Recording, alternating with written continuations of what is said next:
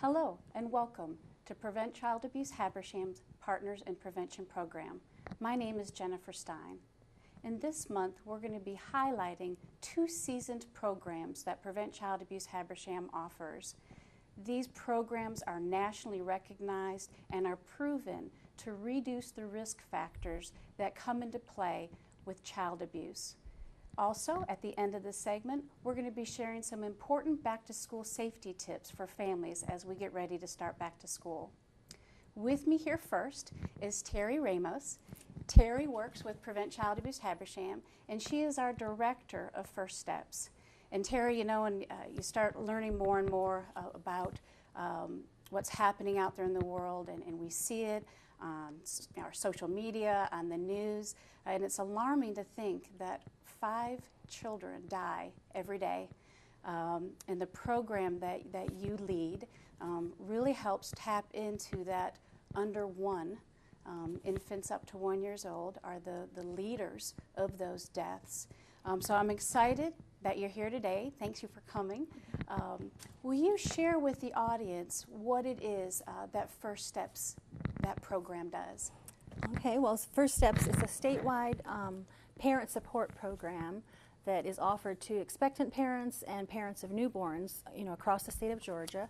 And our mission is to provide information to these parents that is relevant to them at the time of the birth of their baby, and also plug them into resources that are available in the community that would help them to support them as they raise this child.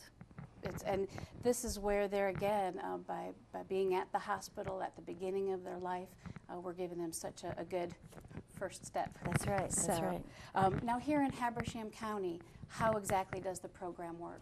Well, we don't meet with very many expectant moms here in Habersham County. We primarily are focused on the parents of newborns, and because we're centered at the Habersham Medical Center.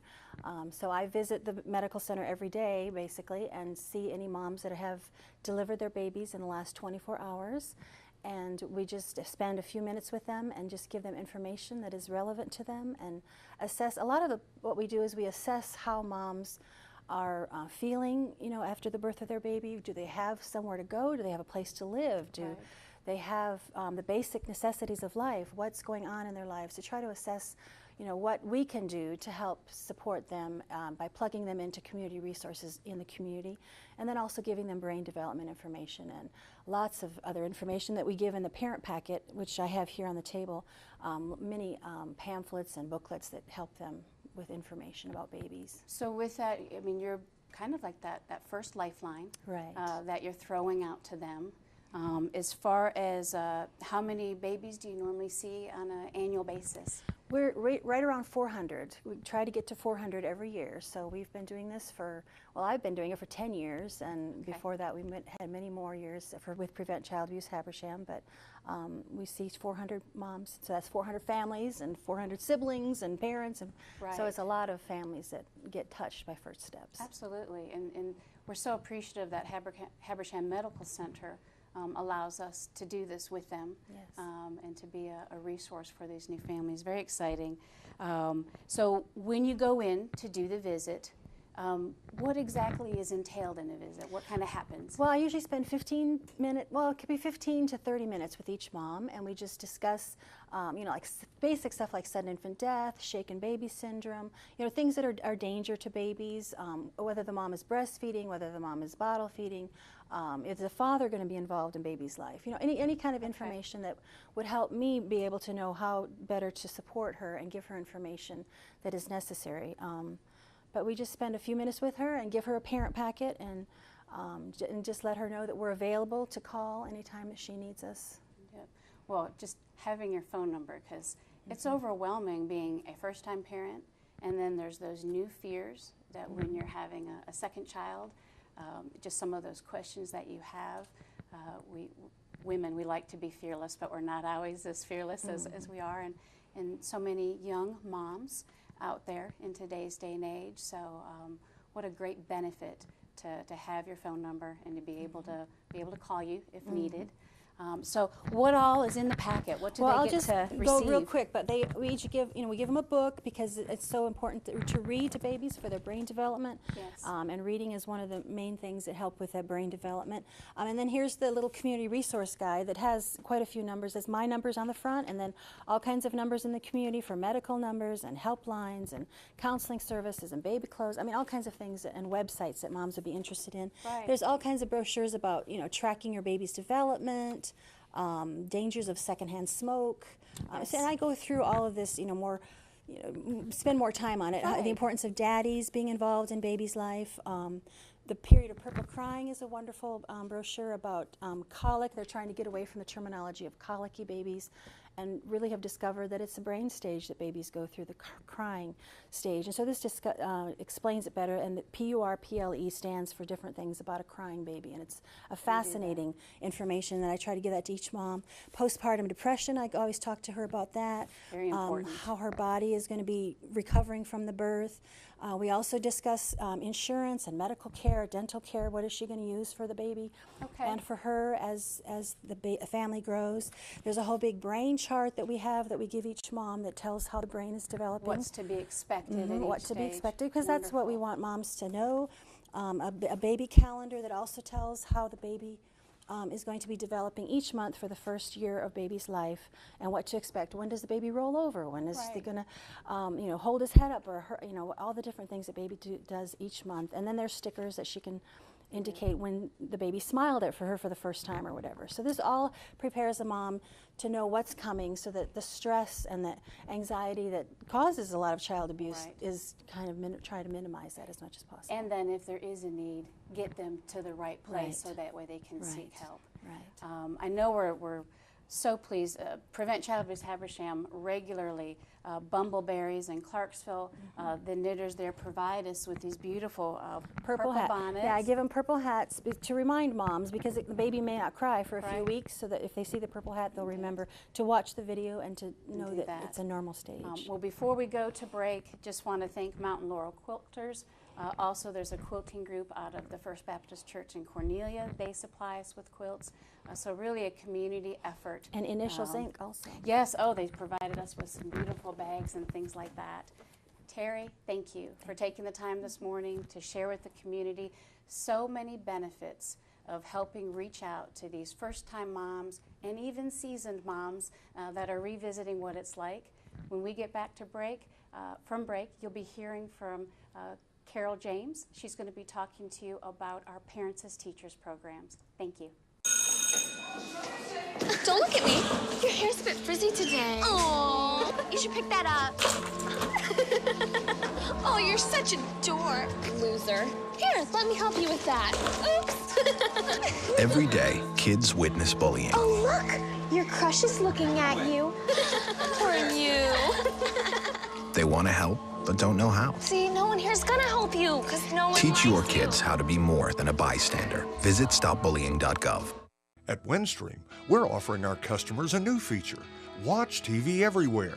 Now you can watch available episodes of favorite shows, movies, and live news and sports on tablets, smartphones, and laptops.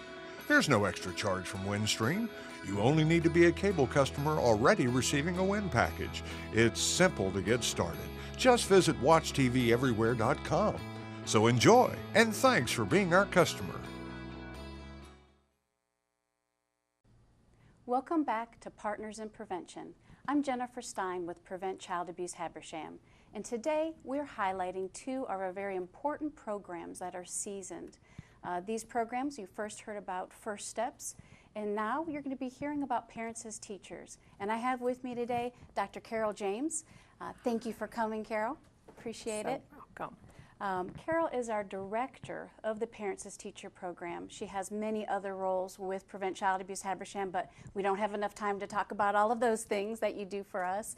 But with Parents as Teachers, can you help share and explain what that program, what it's about? Or what it is? The program began, it's an international program. It began 30 years ago in Missouri. It is a research-based, evidence-based home visitation program. It serves families with children prenatal to 5 years old. Its target population are teen parents, Okay. first-time parents, single parents, low-income parents. Its vision is that all children will learn and grow and develop to their maximum potential.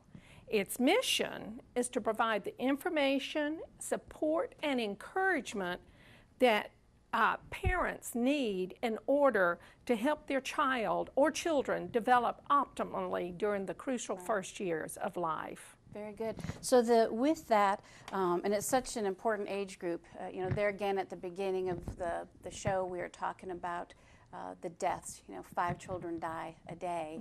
And one of those pivotal age groups is up through 4 years of age, which Parents as Teachers is a long-term visitation program.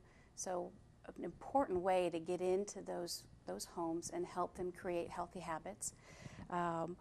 What would the goals be of Parents as Teachers? The goals, there are 4 main goals. One is to increase the parents' knowledge of child rearing practices, Okay. And improve parenting practices. Another is to provide detection of developmental delays and health issues. Of course, as we've said, prevent child abuse and neglect. Yes. And increase the child's school readiness and inherently get them ready for success in life. So those are the 4 main goals that we address in all of our service to our families and children. Very good. And we have a wonderful parent educator, and she is dynamic with these families. I know the children just adore her when she comes for visits. I think she's known as the book lady. They're always excited to receive that book that she brings in when they come. As far as how would Parent as Teachers go about accomplishing those goals? As you said, we have a trained, certified parent educator, Christina Davis, who is absolutely awesome.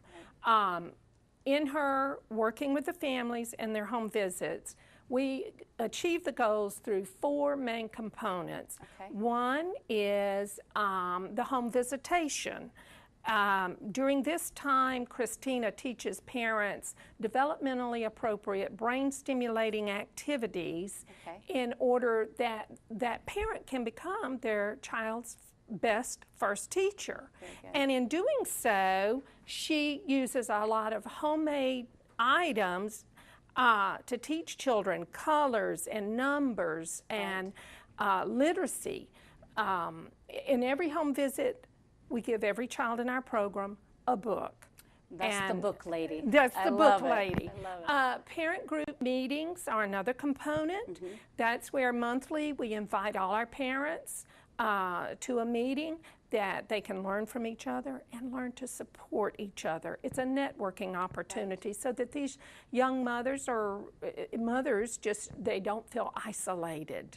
It's so important to not feel isolated. Exactly, that and community. that alone can help decrease incidences of abuse. Screenings, they're very, very important. We assess a child's overall development periodically, in addition to health, hearing, and vision dental screenings. This is so that if we detect anything, it can be remediated immediately. And then in the last component are resource referrals, where when we see a need, we connect the family with another community agency or resource to help with that need. So through that, we've linked some parents with jobs, we've gotten hearing aids for children, we've gotten speech development, speech therapy, doctor's appointments, eyeglasses. Yes.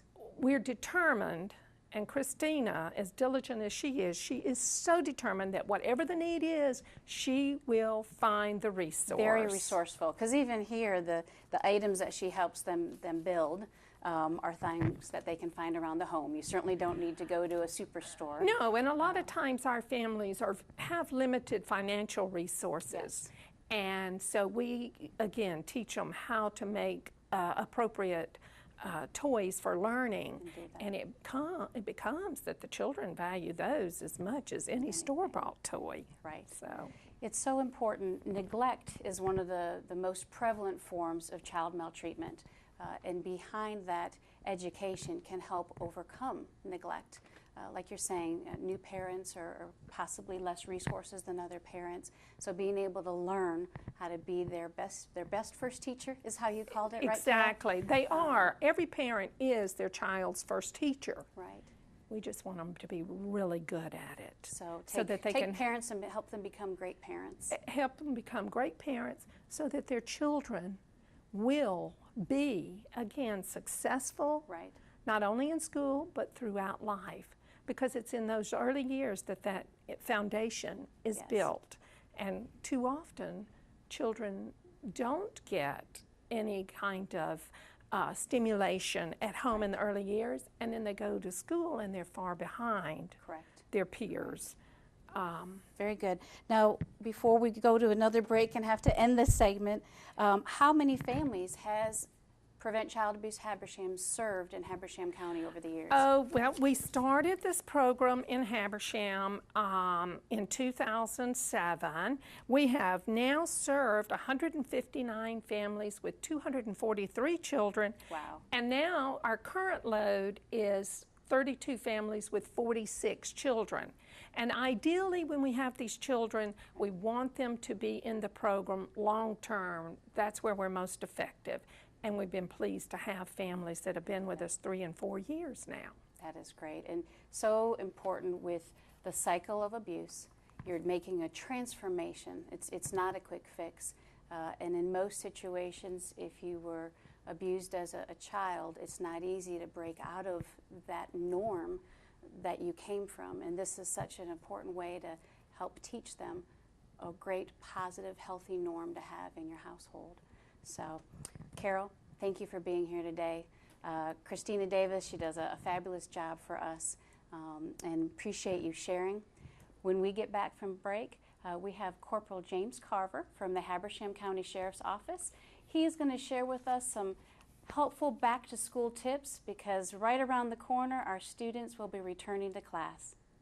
At Windstream, we're offering our customers a new feature, Watch TV Everywhere. Now you can watch available episodes of favorite shows, movies, and live news and sports on tablets, smartphones, and laptops. There's no extra charge from Windstream. You only need to be a cable customer already receiving a Wind package. It's simple to get started. Just visit WatchTVEverywhere.com. So enjoy, and thanks for being our customer. Welcome back to Partners in Prevention. I'm Jennifer Stein with Prevent Child Abuse Habersham. Today we've been learning about some important programs that Prevent Child Abuse Habersham offers our community to help raise awareness and education on the importance of healthy habits in the home. Also today we have a special guest with us, Corporal Jamie Carver. Jamie is with the Habersham County Sheriff's Office and he's one of the school resource officers. We wanted to share, with August being the back-to-school month, some different safety tips and things like that. But first, Jamie, thank you for coming. You're welcome. Thanks for having me. Absolutely. Share with us what is the role of the school resource officer in the school system? Well, our role is strictly we're there for a resource and support for the students, for the faculty, for the administrators, for any law enforcement needs or the questions that may come out throughout the school year. In your career, I tell you, it's been great because you ran the CHAMPS program before. Yes, I did that for 5 years with just the 5th graders in elementary school, and then we transitioned into this last year. So this is our 2nd year as school resource officers. I think it's so important that the law enforcement officers, because it's a proactive, students are seeing you in a completely different light than possibly what they are perceived otherwise as far as you're a person to go to. You're there to help. So this is a good role, and I'm glad that the Sheriff's Department has been able to move into that there. It does. It takes some time to build trust with the students a lot of times, and for them not to see us as just there to arrest people or put people in handcuffs. You know, we do a lot more. We read to them. We have lunch with them. We play battle ball with them. We go to PE. We're there pretty much every day that they're there. We're present throughout the school in a lot of different capacities, and it's not just there to arrest people and chase bad guys, as a lot of the smaller ones tend to think that we do. They watch a little too much TV, I guess. Probably so. It's a good mentor coach. As far as going back to school, for the students, are there any safety tips that you could share with the kids out there before they head back to class? Well, I guess the first one being it's the very beginning of the year. It's going to be every year it's a new thing that the public that drives every day is going to have to get used to the kids being out. So I guess the first safety tip would be to get to school safe, which a lot of times is the bus. So kids at the bus stop, they need to have a good safe bus stop, hopefully that's well lit, the traffic can see them, that they stay out of the road, that they don't run out in the road until the bus is stopped and ready for them. They wear light colored clothing that can be seen, not dress in all black and then in a dark spot and then run out in front of cars. Right, and you know, we want them to be as safe as possible. And then once they get on the bus, it's really important for them to stay in their seats, stay out of the aisles, and listen to what the bus driver tells them so they can get to school safely. And for the ones that are driving, the number one thing that I observed, put your phone away. It can wait till you get to the parking lot. And the first few weeks, especially of school, there'll be everyone bringing their children to school for those first few days, first few weeks. And like I said, the general public, they're sort of out of the rhythm of all the extra traffic on the road. We'll have extra officers on the road. The State Patrol usually sends a few officers down to help with traffic. We have 2 people in our traffic unit that'll be out in all the school zones. Wonderful. Well, and you're right, the distracting driving is such a draw, so put it away. And it's dangerous. We have 9 officers every day that direct traffic every morning, every afternoon, and it's dangerous enough standing out in the road. So. Right. Now I feel for them with the different weather conditions and things I'm one like of them. that. So you're, which one do you have? The 9th grade. The 9th grade academy. Yes. Okay, very good.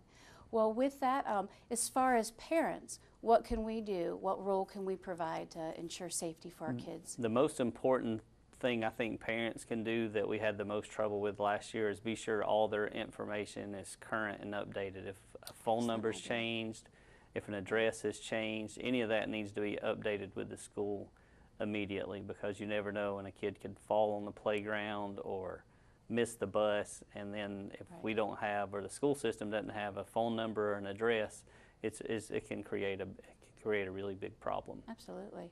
Well, we with that, you know, you see things on the news, the social media, and different fears. As a parent of children, one of the things that we sometimes hear about with it is whether it be social media, where somebody posts an inappropriate picture.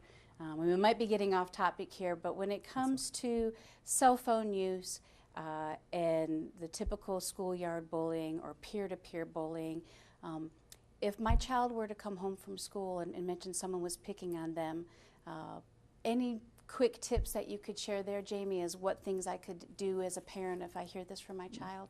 The first thing is it has to be reported to the school immediately. Okay. Last year, a lot of times we would hear this, and they were talking about 2 years ago or last month or 2 weeks ago, and it needs to be reported immediately. We take it all very seriously. I mean, us as resource officers, we have a whole form that we fill out. If a child comes to us, even if it's over the phone, and says, hey, I'm being bullied, then we go through this checklist, and then we'll turn that over to administrators. But it's really important we know as soon as possible, because if it's 2 or 3 weeks later, it really makes it hard to do anything with it. If it's on a device, any certain practice there? Do you save the image? Do you? That can be helpful. Okay. Definitely let the parents know. When it comes to social media, you know, the problem is when you put it out there, you can't control what others say. And we ran into it more than once last year with, you know, kids would post a picture on Facebook, and well, there's a comment section underneath that picture, and it doesn't say nice comments only. No. You can't filter out the good and the bad, and once you put it out there, it's out there, and there's, you know, they can say what they want to say. So, you know, that ripple effect. It does. And what it does to the victim. It does, that and it's being said. Sometimes they don't understand that. They think it's only their friends going to look at it, or, you know, and school kids, middle school, they're friends today and enemies tomorrow and best friends the next day. So. Yes. So much different than in our childhood when it was just a passing of the note or, no. or things These like notes that. stick around forever. They do. Well, with that, what a great recap to make sure with the school busing, taking our time in the morning, make sure we get a good enough start. You had mentioned the cell phones with our teen drivers and adult drivers alike. Yes. And then there again, taking care of problems while they're small before they grow big. And Jamie, I'd love to have you back in the Sheriff's Department back. Anytime. Maybe we could do something on a little bit further detail about the bullying. That'd be great. So, but thank you for coming today. I Thank appreciate you sharing these tips.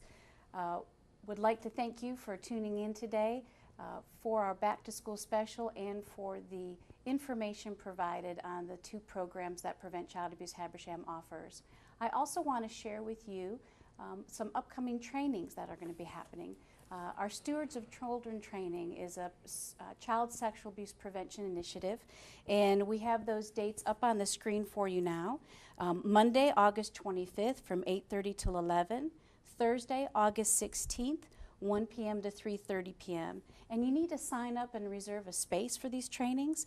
You can sign up by calling our office, 706-778-3100, or you're welcome to email us at pcah@hemc.net. Also, up on the screen, you're also going to see that if you in any way suspect that a child is being abused, you can report this anonymously by calling the local law enforcement. Their number is 706-839-0500, or calling the Division of Family and Children Services at 855-GA-CHILD or 855-422-4453. And thank you again.